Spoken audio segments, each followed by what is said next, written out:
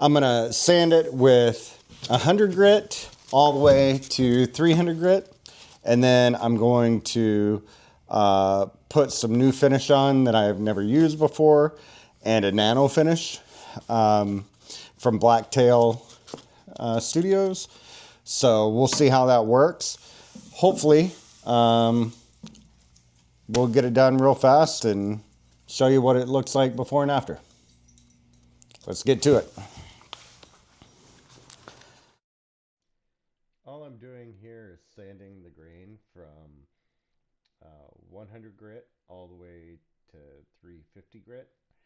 The goal is just to get this real smooth, because the top coat that I purchased from Blacktail Studio is a little on the expensive side, so I just am trying to get the best feel out of the top as possible.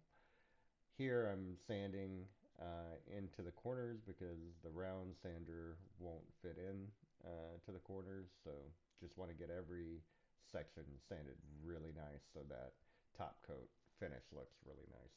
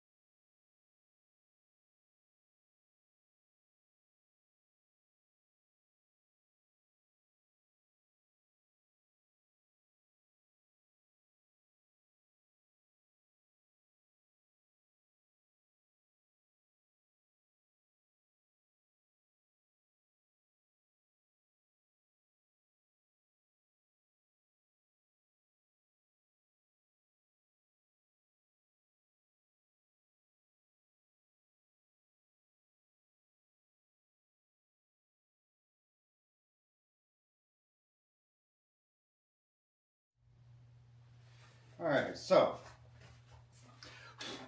got this sanded really nice. Got all the water marks off of it. So now what I'm gonna do is the